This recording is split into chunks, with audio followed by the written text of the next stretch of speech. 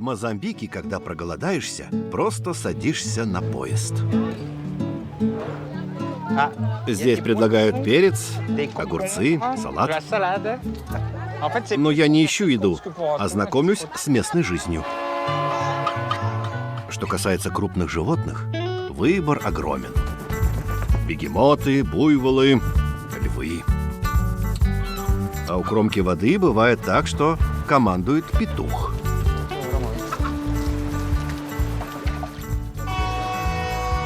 А чтобы посетить салон красоты в тенистой прохладе, посмотреть, как кормят панголина, и сделать маникюр во время путешествия, поезд в самый раз. Step by Step Production при участии France Television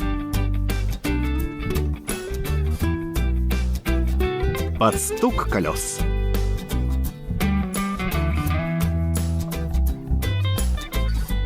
Ведущий Филипп Гуглер.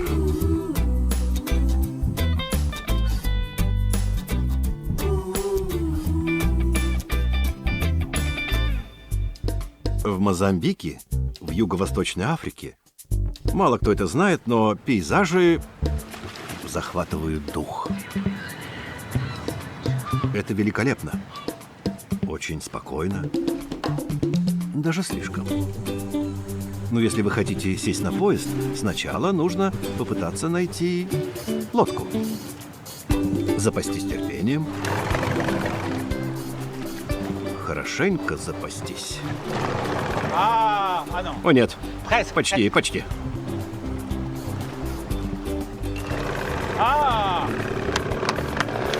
Отлично. Отлично. И, наконец, не спеша, доберитесь до побережья, а затем до столицы Мапуту.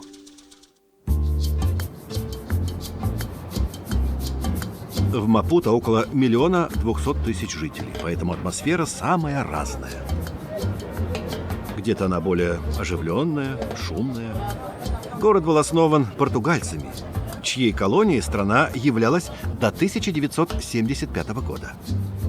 И в самом сердце оживленного города вокзал. Очень красивый, в стиле базар, бело-зеленый. Он очень хорошо сохранился, и в нем есть определенное очарование. Здесь очень спокойно. Я впервые сажусь на поезд в Мозамбике. Внутри уже много пассажиров. Здравствуйте.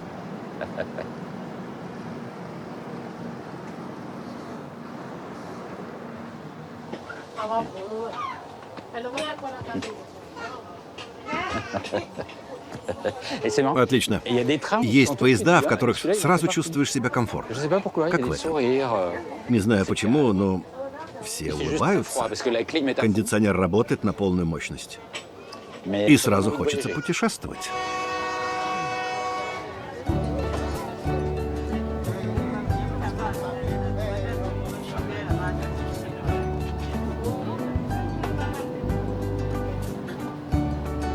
Мне нравится поезд. Здесь вполне комфортно. На самом деле, это потрясающе. Здесь есть передвижной маникюрный салон. Здравствуйте. Это фантастика. Вы путешествуете вместе или... Ух ты, можно даже нарастить ногти. Невероятно. Вы делаете маникюр в поезде? Да, я делаю маникюр. Предлагаю свои услуги в поезде. Но заниматься этим в поезде нелегко, ведь его же трясет. Сложно добиться точности. Да нет, ничего особенного. Самое сложное — нанести клей. Поезд идет, трясется, раскачивается. Вы обрабатываете ноготь под углом при сильной тряске? Бывают неудачи, но я все исправляю, чтобы маникюр был идеальным. Да? А вы не боитесь, что ногти будут кривыми? Нет, риска нет. Меня пугает лишь пилочка для ногтей. Она может поцарапать даже в обычном салоне. А в поезде, когда он движется, пилка может соскользнуть. А как вы собираетесь отвечать на телефонные звонки с такими ногтями? Нет, не волнуйтесь, он их подстрижет. А, так лучше. А еще практичнее. И звонить удобнее. Да, и звонить удобнее. И хозяйством заниматься. Видно, что у него талант. А у вас в поезде много клиентов? Выгоднее заниматься этим на улице или в поезде? Скажем так, в поезде много потенциальных клиентов. Но нужно суметь их убедить. Нужно сначала наладить общение. Я вижу, соседка смеется. Хотите тоже сделать маникюр? Да, с удовольствием. А вы в какой цвет хотите покрасить ногти? Я не женщина, а иначе покрасил бы. К тому же у меня натуральный маникюр. А почему у вас такие длинные ногти? Мне это нравится, потому что так удобнее чесаться. Так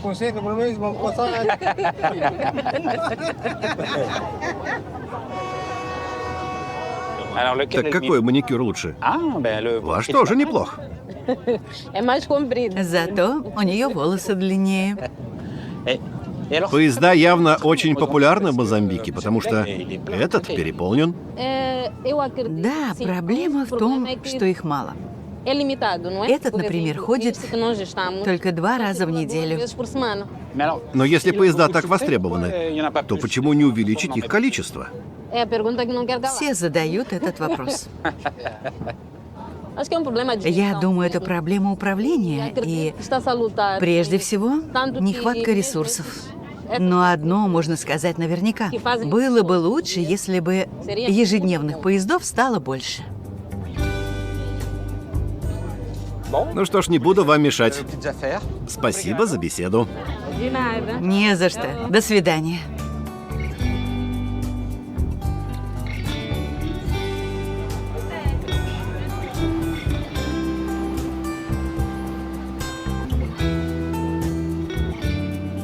Я направляюсь в самое сердце Мозамбика. Моя цель – добраться до национального парка Гарангоса. Гарангоса – это гораздо больше, чем просто впечатляющий заповедник. Это еще и душераздирающая история. После обретения страной независимости в 1975 году разразилась ужасная гражданская война. Смертоносный конфликт растянулся почти на 16 лет, и национальный парк Гарангоса превратился в поле боя. Крупных животных убивали, чтобы кормить солдат или финансировать покупку оружия за счет продажи слоновой кости. Когда в 1992 году воцарился мир, более 90% крупных млекопитающих исчезли. В 2004 году правительство Мозамбика и богатый филантроп Грег Кахр решили восстановить парк, в частности, путем реинтродукции крупных животных. Их численность увеличилась с менее чем 10 тысяч до более чем 100 тысяч сегодня. Вернулись львы, буйволы, слоны, бегемоты и другие.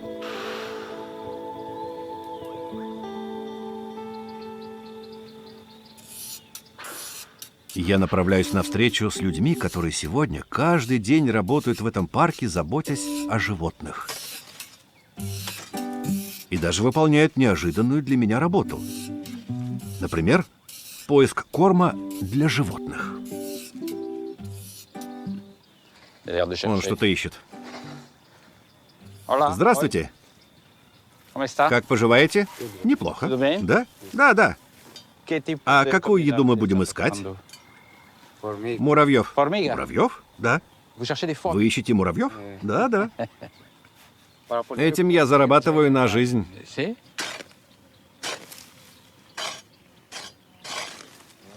А вот и муравьи выходят оттуда. Это идеальная еда. Мы их нашли. Это хорошая еда? Да. А для какого животного эта еда? Для панголина. Для панголина? Верно. Панголин. Да-да, панголин. Это еда, которую мы будем ему давать. Правда? Да. А почему она ему подходит? Потому что это желтые муравьи. А как вы принесете ему муравьев? Наоборот, мы принесем сюда панголина. Положим его и дадим ему понюхать все вокруг, чтобы он почувствовал запах муравьев в норе. Тогда он сможет всосать их своим языком. Значит, вы принесете сюда панголина. Верно? Понятно. Выходит, вы готовите ему место для пикника. Именно. Ну что ж, ладно.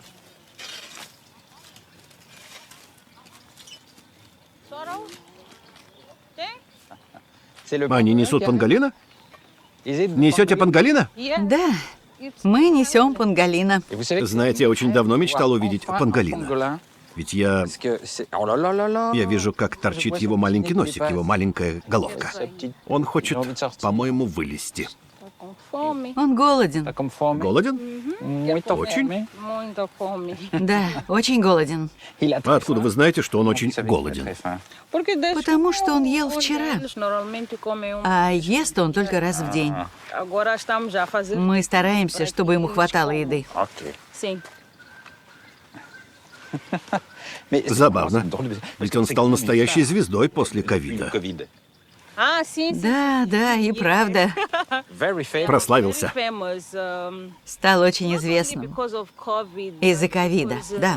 Но главным образом, потому что браконьеры чаще всего добывают именно их. В результате общественность узнала о панголинах благодаря информационным кампаниям в соцсети. Тогда многих арестовали за незаконную торговлю панголинами. Это правда? Да, А почему на них охотятся? потому что им нужны деньги. Им нужна шкура панголина. И мясо тоже, чтобы его съесть. Мы спасаем панголинов и реабилитируем их. Следим, чтобы они были здоровы и достаточно сильны для возвращения в природу. Это наша цель. А у него что, ковид? Нет, у него нет ковида. Конечно, у него нет ковида. Вы уверены? Он не является причиной ковида? Я так не думаю.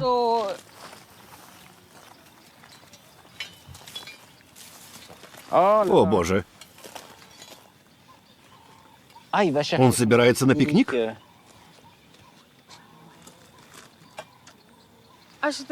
Он не очень голоден. Он что, не любит муравьев? Это потому, что они ушли. Их больше нет. Мы слишком долго ждали. Если слишком долго нести панголина к муравейнику, еда разбежится. И он останется без обеда. Муравьи могут спрятаться или убежать в другое место. Он их ищет.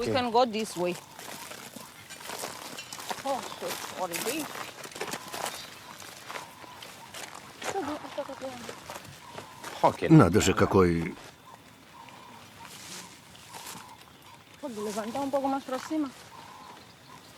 А зачем вы его заворачиваете? Потому что он тяжелый. Я не могу долго нести его одна. А так мы помогаем друг другу. Ясно. Да, только поэтому. Звезда. Практически вип-персона. Мы кормим панголина. Они обычно обитают в данном регионе, верно? Конечно, это его дом. Им нравятся такие места. Почему?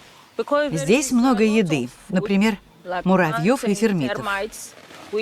Это основа их рациона. Парк для них идеальное место. Смотрите, ест.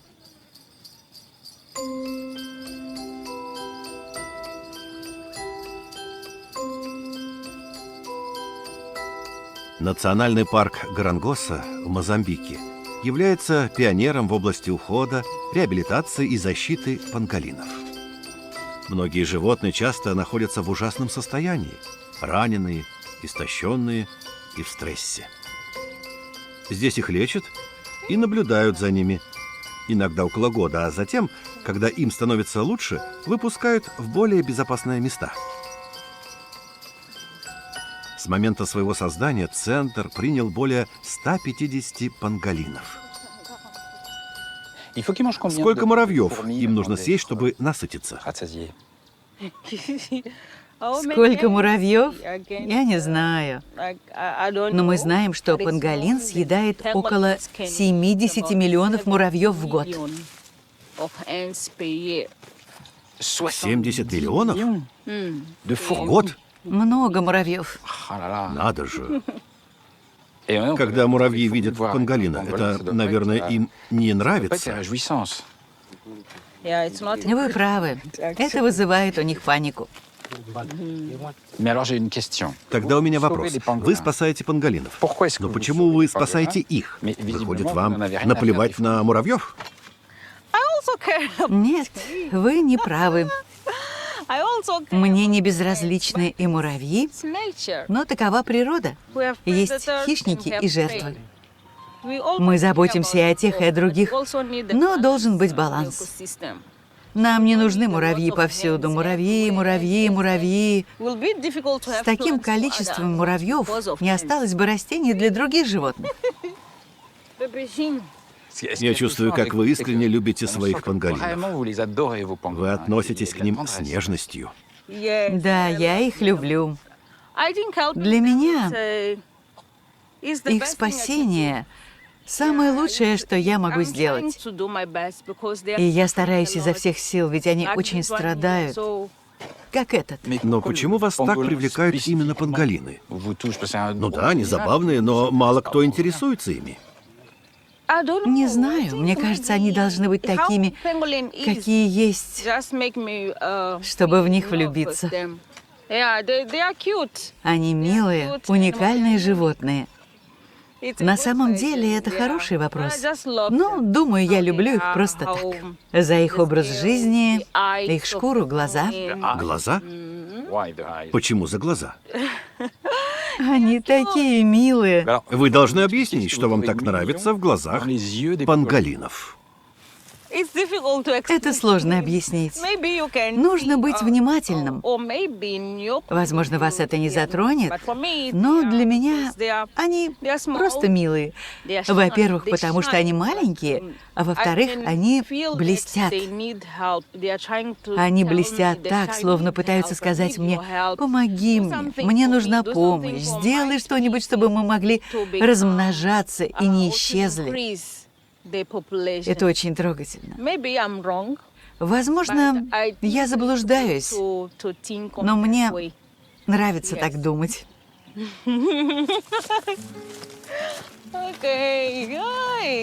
Ай, глаза панголинов.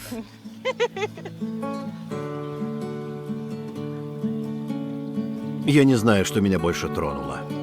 Глаза панголина или забота и нежность тех, кто за ними ухаживает.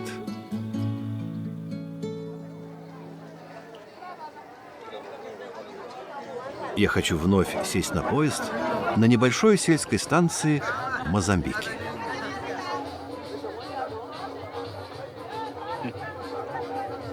Здесь прекрасная атмосфера. Играет музыка. Здесь есть даже бананы и танцоры.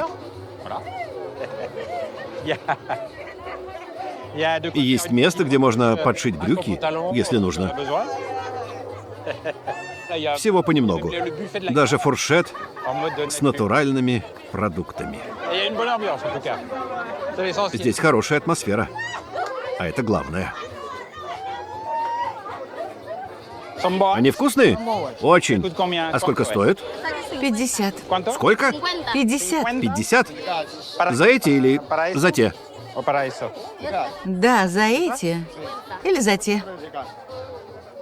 Ладно, беру. 50 это примерно 30 центов. Спасибо. На здоровье.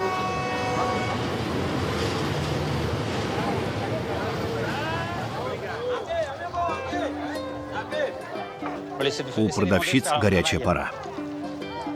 Здравствуйте. Сейчас. Высоко.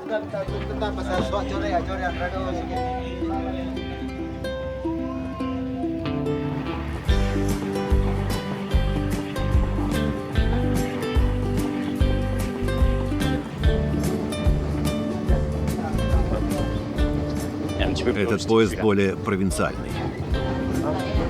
Как дела?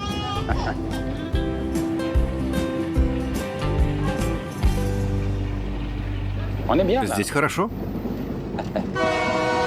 Здесь едет целая семья, которая выглядит очень мило. У нас все хорошо. В вагоне царит прекрасная атмосфера. В этом поезде, извините, нужно быть осторожным в выражениях. А почему вы едете на поезде? Поезд действительно отличный, да? Да, поэтому я предпочитаю поезд. Лучше, чем шоссе. Дороги не такие уж плохие, но они не для меня. Нет? А почему? Вы что, боитесь? Боюсь, потому что много аварий. Я избегаю шоссе. Раз уж вы такой приятный собеседник, у меня много вопросов о Мозамбике. Во-первых, само название Мозамбик, оно странное, и для французов звучит как «много зомбиков». А откуда оно взялось? Хорошо, я попробую объяснить. На самом деле Мозамбик — это сокращение двух названий. Название происходит от острова в Мозамбике, где правил арабский султан по имени Муса бен Бик. Муса бен Бик. Это было до прибытия португальцев в Мозамбик. Когда на остров прибыли португальцы, они использовали имя султана для обозначения страны, адаптировав его к португальскому языку для облегчения произношения. Они получили слово «Мозамбик». Отсюда и пошло название страны. Хорошо, я понял. Слово «зомбик» без приставки «мо» не существует. Нет. Хорошо, тогда поехали дальше. Второй вопрос, потому что меня кое-что заинтриговало. На флаге Мозамбика изображено оружие. Довольно редко встречается страна с винтовками на флаге. Что это означает? Оружие — очень важный символ. Поэтому оно входит в число 3 эмблем на нашем флаге. Оружие символизирует жертвы, которые нам пришлось принести ради независимости нашего народа от колониализма. От португальского колониализма. Когда мы обрели независимость, оружие осталось на флаге. Потому что оно также напоминает о гражданской войне, которая последовала за этим. Она длилась 16 лет. Вот теперь вы все знаете. Вы потрясающий собеседник. Большое спасибо. Было интересно? Спасибо. Рад знакомству. Большое спасибо. Мы могли бы разговаривать часами.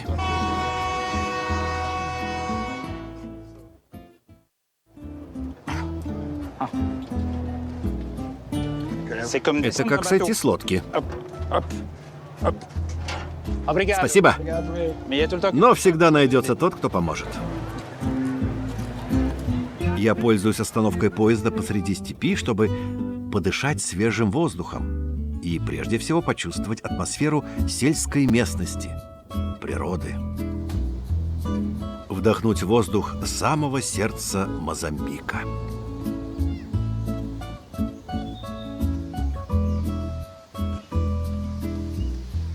Смотрите, там люди стирают белье. В реке, на природе. Потому что это природа. Пойду-ка я посмотрю.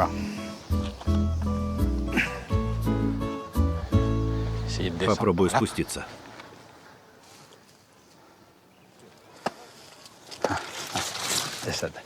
Идти недалеко, потому что я слышу, как прачки отбивают белье.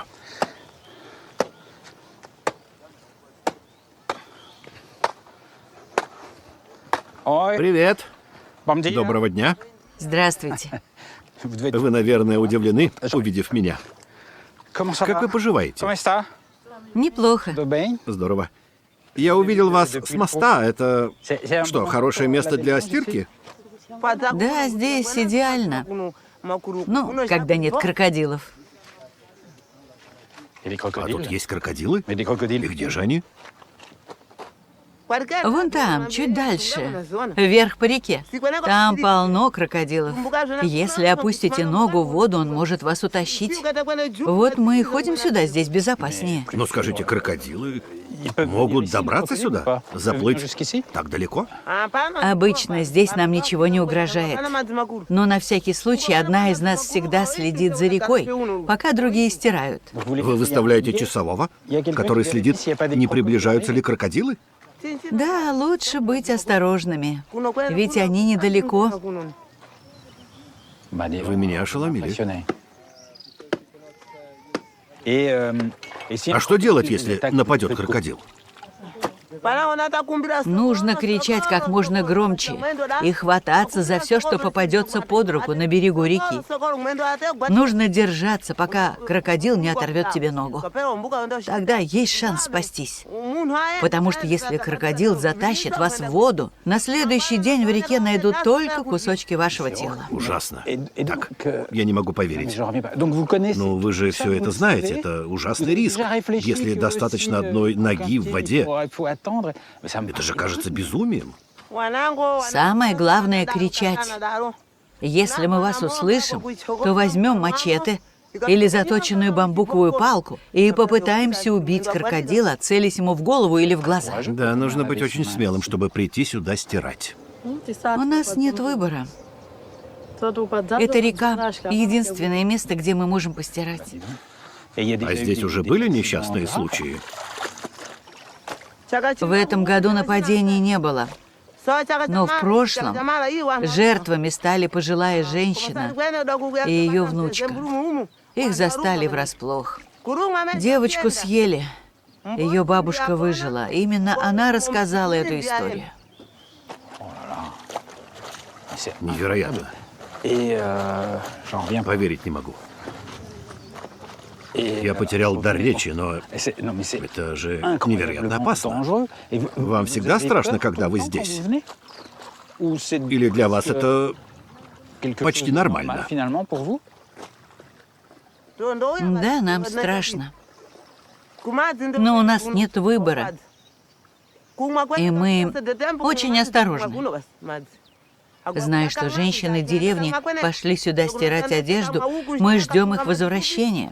И слава богу, они возвращаются целыми и невредимыми. Но нам приходится обходиться тем, что есть. Деревенские колодцы часто пересыхают, и это единственное место, где мы можем найти воду для стирки.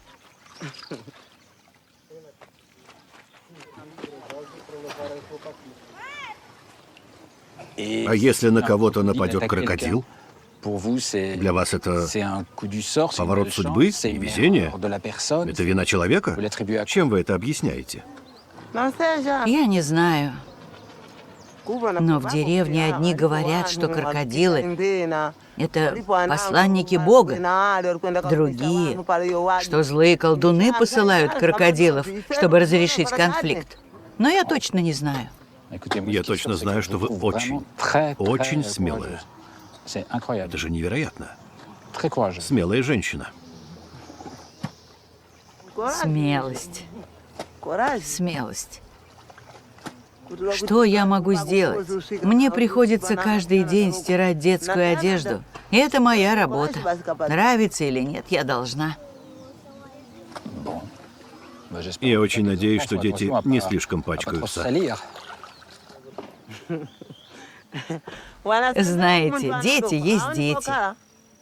Когда они идут в школу или играют в грязи и песке, они обязательно испачкаются.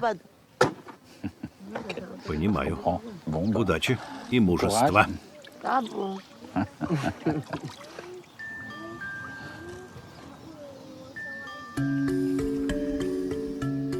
Думаю, я надолго запомню эту встречу.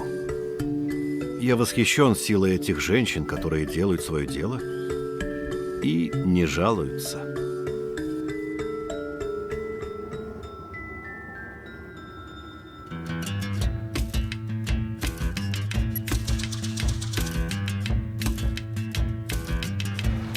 Рано утром я направляюсь к железнодорожному вокзалу города Бейры.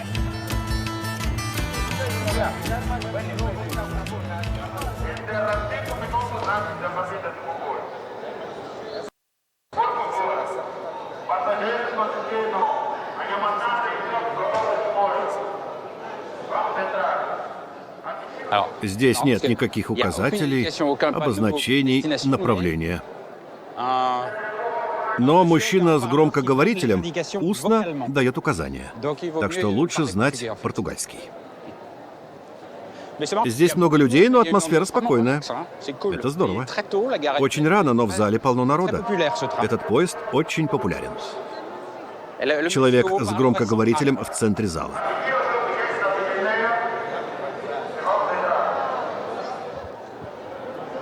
Добрый день. Здравствуйте. Вы здесь очень важная персона.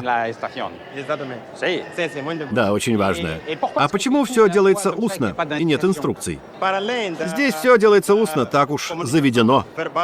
Но у входа есть коллеги, готовые мне помочь. Но если мы не будем внимательно слушать, что вы говорите, то можем опоздать на поезд. Да, это правда. Поэтому очень важно говорить как можно четче. Когда на вокзале многолюдно, могут быть сложности. Нужно быть точным, особенно когда отправляются два поезда, как сегодня. Из-за неверной информации пассажиры могут сесть не в тот поезд. Это моя работа. Спасибо. И вам удачной поездки. Спасибо. Здравствуйте.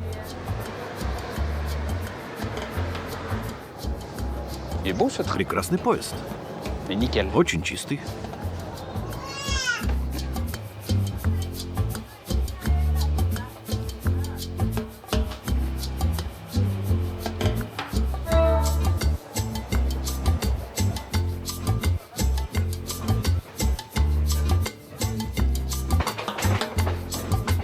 Итак, я снова отправляюсь на север страны. Преимущество поездов в Мозамбике в том, что ты не остаешься один надолго.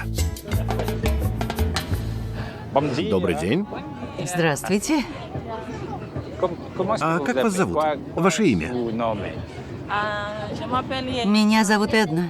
Как? Меня зовут Эдна. Вы говорите по-французски? Немного. Немного. А почему вы говорите по-французски? Я выучила его в школе. У нас были уроки французского. А почему вы решили изучать французский в школе, живя в Мозамбике? Это все еще важный язык на нашем континенте, помимо португальского. Я заметил одну странность. В этом поезде мало белых людей. Да, здесь не так много белых людей. Это так. Тем не менее, мы видим туристов, но не в поезде. Возможно, они предпочитают путешествовать на автобусе, а не на поезде. Да, верно, она права. Они предпочитают поезду автобус. Когда туристы приезжают сюда, они, как правило, арендуют автомобили. Они любят любоваться пейзажами и предпочитают машину, даже если это дороже, чем поезд. Поезд остановился, люди активно рассаживаются. Проходите, проходите. Вы думаете, дело еще и в деньгах? Да, конечно. Это вопрос денег. Поезд намного доступнее.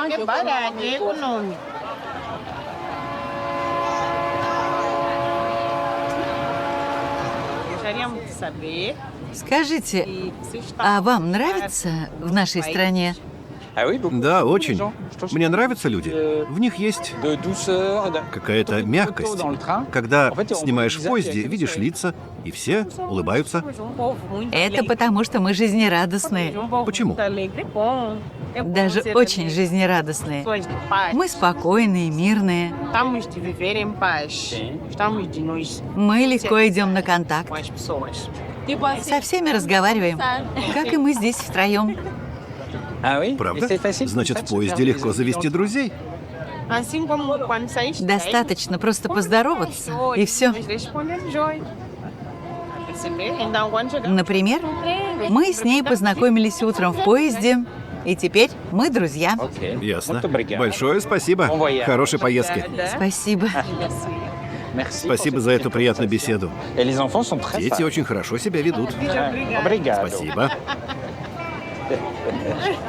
Они очаровательны.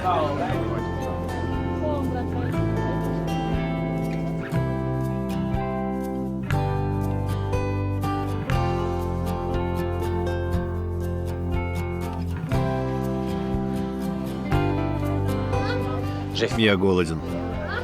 Вижу, поезд скоро остановится. Это хороший знак. Попробуй купить что-нибудь и перекусить. Здесь очень много продавцов. Все хотят выйти? Я не один голоден. Привет.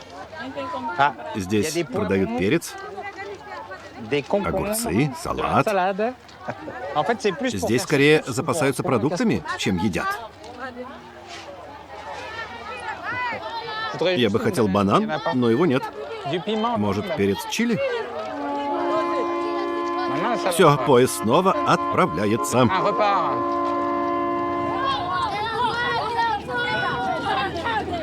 Я ничего не купил. Это безумие. Подожду следующую остановку. Вы купили хлеб? А как вам удалось? Как вы раздобыли перекус? Ну, как? Скажите. А почему вы интересуетесь? Вы купили его здесь, на станции? Нет, взял с собой. А, с собой, ладно. Хлеб из запасов. Я голоден. И готов съесть его хлеб. Лучше отвернусь.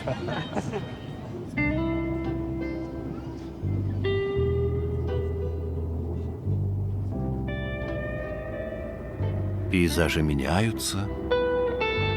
Появляются странные образования, похожие на скалистые вершины, возвышающиеся над равниной. Странные неровные возвышенности, часть из которых священная. Я решил отправиться в место, которое оставило свой след в истории Мозамбика и которое, как ни странно, называется островом Мозамбик. Говорят, именно там все началось. Итак, если быть точным, именно здесь начинается история страны, особенно для португальцев. А героем этой истории является сам Васко да Гама. Васко искал морской путь, соединяющий Португалию с Индией. Он отправился за специями туда, где они произрастают. Васко да Гама покинул Португалию в 1498 году. Он отплыл на юг, обогнул мыс Доброй Надежды и высадился здесь, на острове Мозамбик, где поговорил с местными жителями и попросил совета, поскольку остров долгое время торговал с Индией. Стратегическая остановка, которая стала первым контактом Португалии с этим регионом и поворотным моментом для мировой торговли. Сегодня остров Мозамбик похож на спящую красавицу. Цвета кажутся потускневшими от времени. Все неяркое, немного выцветшее, как старый фильм.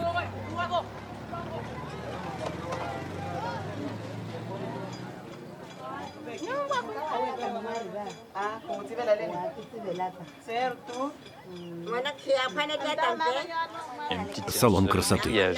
В тени, что приятно.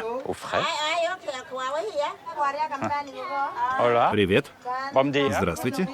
Добрый день. Вы выглядите расслабленной в тени, где так прохладно. Делаете макияж? Мы используем косметику Муссиро. Что? Муссиро. Муссиро? Муссиро.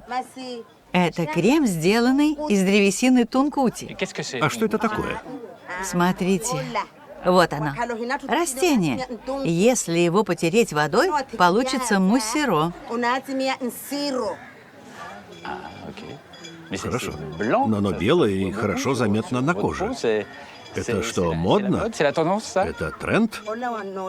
Это как косметический крем. Его наносят не только на лицо, но и на все тело. Он очищает кожу. Это средство популярно здесь уже давно.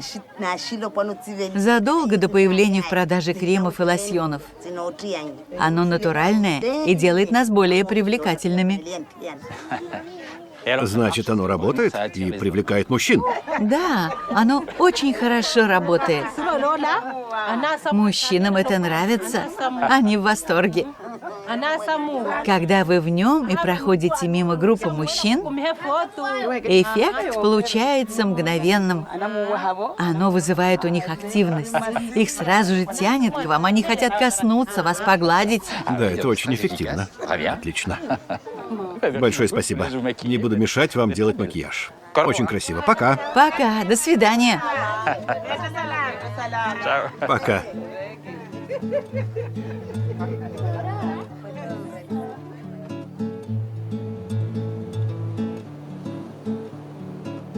Остров Мозамбик – великолепное место. Пропитанное историей, почти мистическое.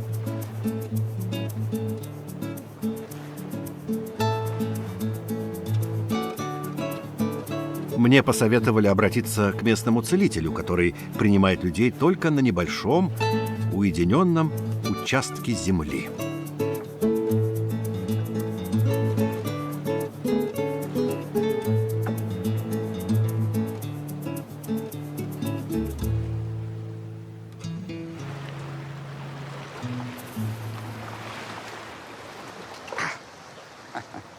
Доброе утро. Как дела? Я рад, что добрался сюда. Но оно того стоит. Вы правы, это нужно заслужить. Это важное место для духов. Здесь их много. Добрых и злых. Забавно, я выгляжу так, будто собрался в гости к духам. Но это не так. А как не расстроить злых духов?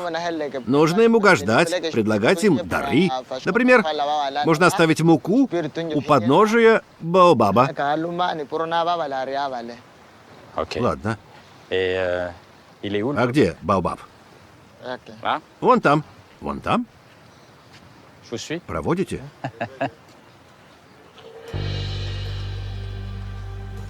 О, какая красота! Восхитительно!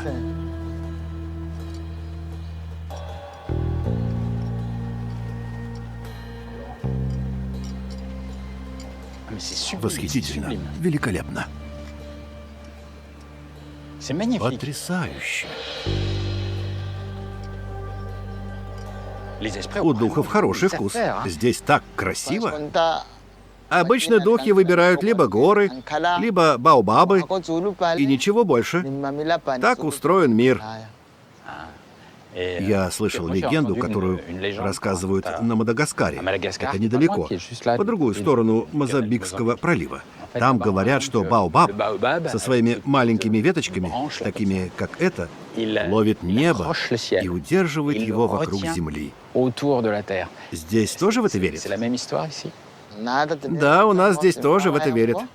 Это дерево священно для нас.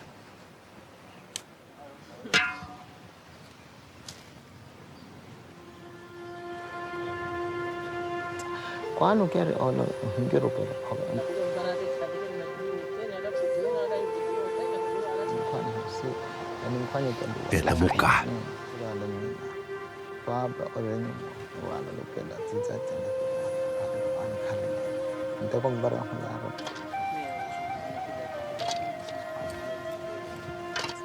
У подножия Баобаба, после того, как духи умиротворены, происходит много интересного. Например, ритуалы, призванные убедить духов облегчить страдания больных.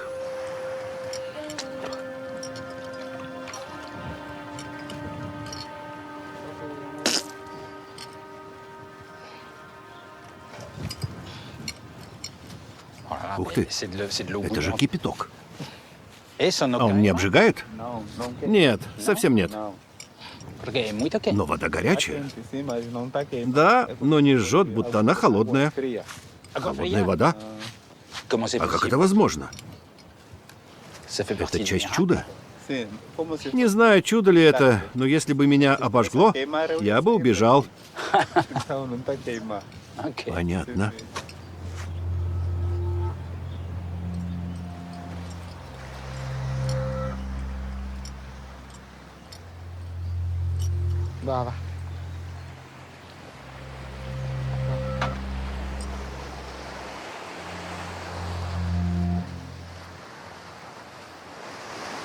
Можно спросить, зачем вы сегодня пришли к целителю? Сейчас дела у меня идут неважно. Все наперекосяк. Я не могу найти работу. Но моя жизнь должна стать лучше. И я пришел к целителю, чтобы изгнать злых духов и освободиться. А почему вы пришли к нему? Он очень известен. Он самый лучший. У него очень хорошая репутация. Понятно. Не буду вам мешать.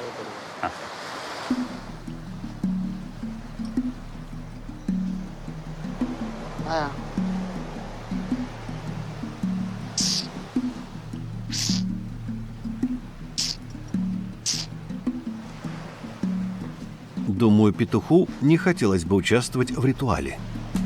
Но, похоже, у этого пернатого особая роль. Дух петуха очень силен. Сильнее, чем духи других животных. Только он обладает достаточной силой, чтобы изгонять злых духов.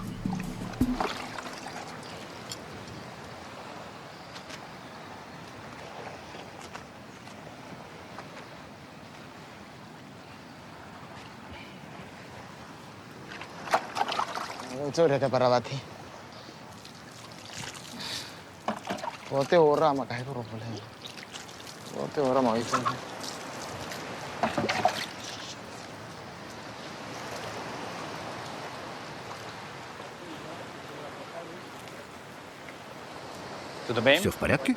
Да. Как вы себя чувствуете? Мне намного лучше. Так легко, как будто с меня сняли груз. Я словно носил камень внутри. Да, правда? Да.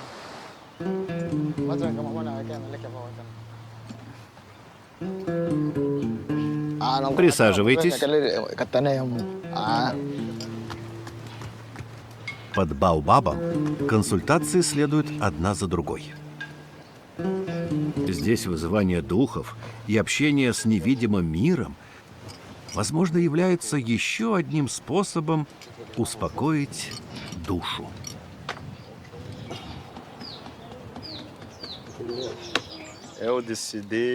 Я пришел к целителю, потому что у меня проблемы в жизни.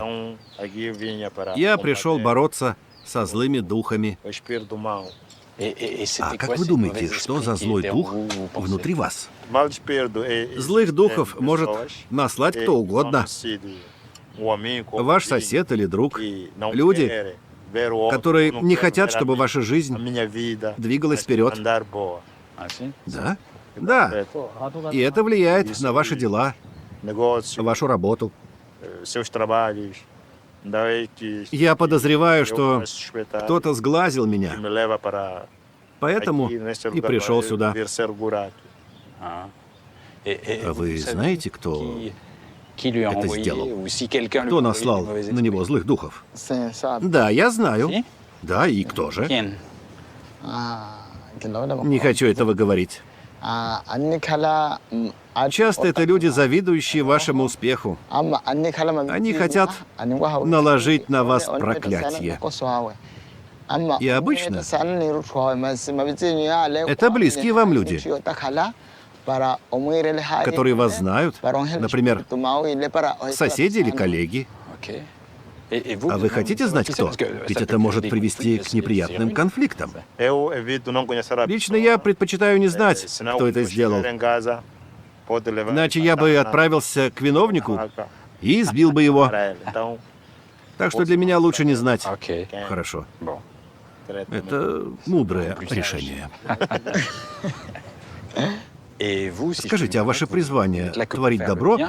Или вы можете совершать и злодеяния? Например, натравить на кого-то крокодилов? У меня есть силы для подобных дел, но я не пускаю ее в ход, потому что не люблю творить зло.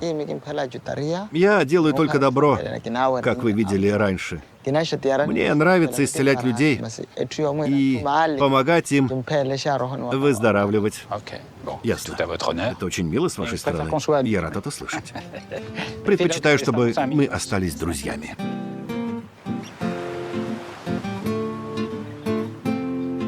Этот маленький клочок земли, этот микрокосм Мозамбика является отражением всей страны. Загадочный, великолепный, малоизвестный. И он очень хочет сохранить свой секрет.